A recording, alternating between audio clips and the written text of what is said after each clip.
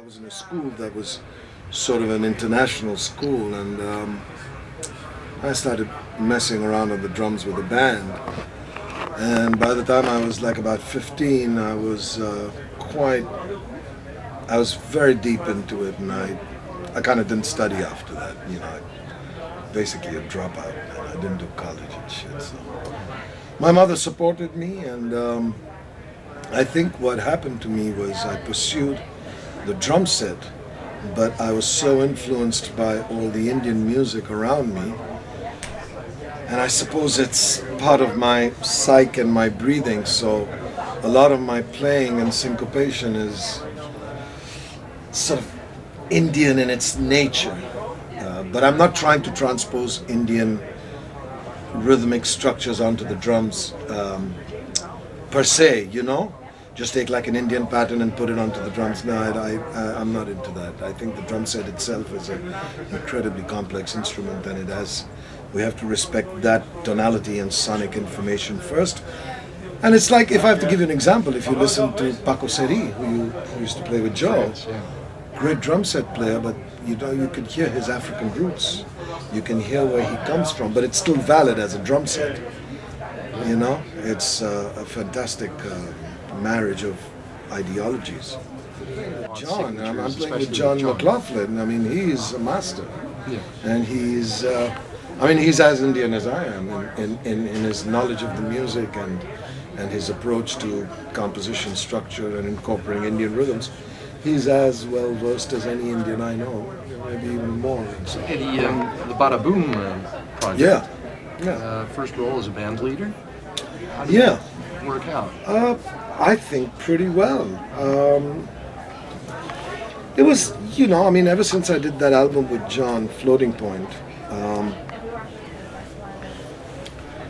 I was very inspired. I learned a lot from that session, not just playing, but also seeing John approach the compositional aspects, because he's playing with all Indian musicians, So it was a big learning curve for me as a composer.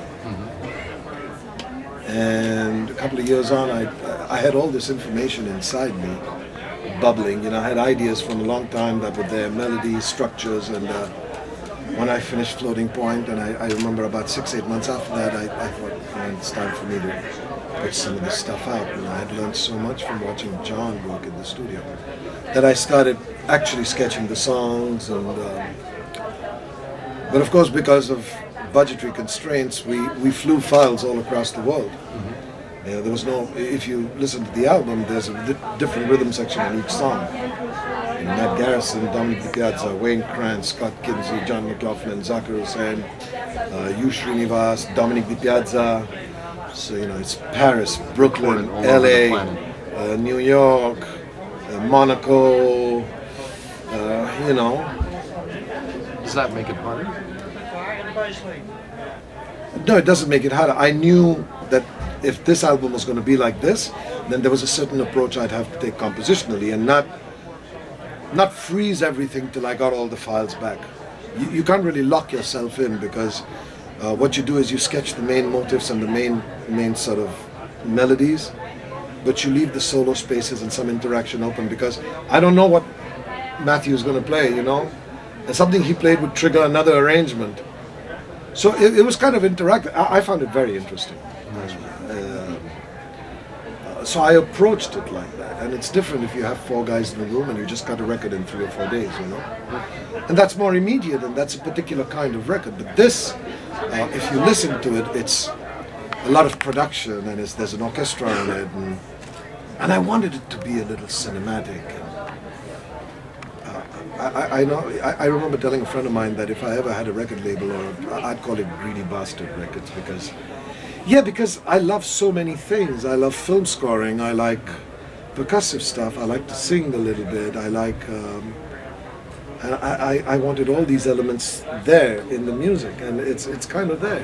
There's so many great drummers today, I hear some guys and I'm like, man, what do these guys eat, man? And I'm not trying to be a competitive drummer. I'm a musician. I want to compose, I want to write, I want to play, and it's about really finding a very happy place in your life where music is just, you're like submerged in music all the time, and not a competitive space or anything, you know. It's not about how fast you play or how many chops you play or flammadiddles or radamuquis or in fact I have like 3 rudiments I play. That's all I know, man, you know. It works out really well. It works out okay. It works out okay, and I use it highly creatively. I was sitting with Billy Cobham and I asked him, I met him a couple of years ago in Bombay, and I said, man, you know, what is that one thing you do? And he said, oh, that's just a radamuqui. And he says, paradiddle, radamuqui, and he said, that's it. I extrapolate from that, and that's Billy Cobham. You know, it's imagination is greater than knowledge. You know, Einstein said that, and it's in some parts true, because you know, when we all go to bed, we're all geniuses, man. You know, when we go to sleep, all of us hears beautiful music. We can all imagine great concertos and everything. It's when we wake up we're fucked. Yeah. You know, that's when you know. It's not coming out anymore. And that's when you know. So the masters have bridged that gap between the subconscious and the wake state. They've managed to bridge that gap, and it's just from years of doing it, practice, and being honest and staying true to it, and then the subconscious and the conscious don't get separated anymore.